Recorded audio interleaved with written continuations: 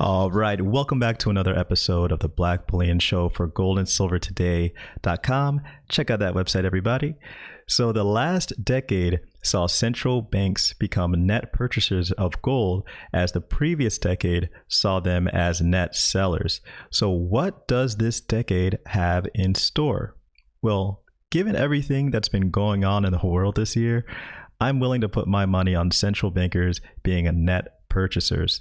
But before we get into all of that, if you're new to this channel, please hit that big red subscribe button right down below. Also, please hit the like button. Helps to get this economic evangelism right on out there to the masses to bring more people into precious metals.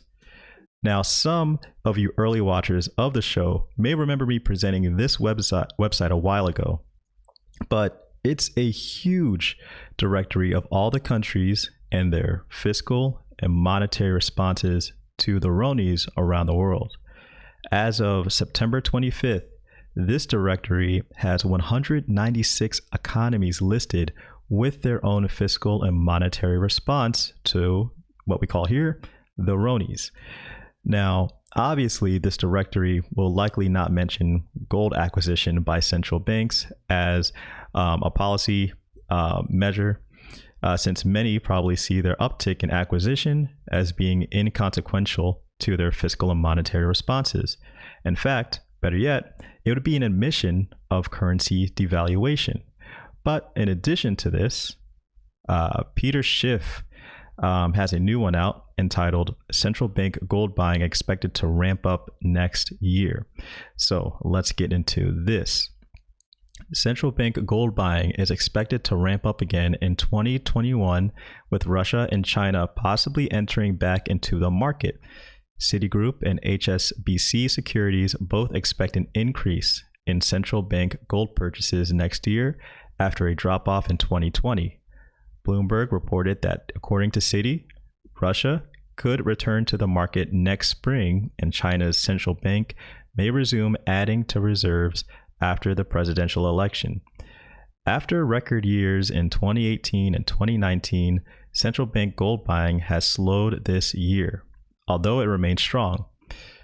Through the first half of 2020, central bank net purchases of gold totaled about 233 tons. That was 39% lower year on year. The lower rate of purchases in 2020 was expected given the strength of central bank buying both in 2018 and 2019. The economic chaos caused by the ronies has also impacted the market. Central bank demand came in at 650.3 tons last year. That was the second highest level of annual purchases for 50 years, just slightly below the 2018 net purchases of 656.2 tons. According to the World Gold Council, 2018 marked the highest level of annual net central bank gold purchases since the suspension of dollar convertibility into gold in 1971, and the second highest annual total on record. Net central bank purchases have slowed down but are still positive, so there is no risk that central banks become a source of downward pressure on prices like they were in the 90s. Bernard Dada, senior commodities analyst at Natixis SA, told Bloomberg. The entry of Russia and China back into the market would significantly up central bank demand. So that expectation of those two big players re-entering the gold market would be huge. So I have a question for you guys.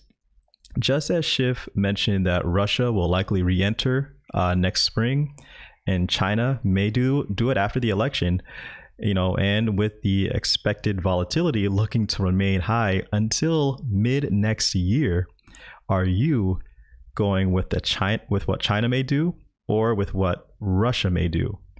Or is your strategy that you've been pretty much implementing this whole time going to remain steadfast? Let me know in the comment section below. I'm actually curious to see if you guys have changed up your strategies at all.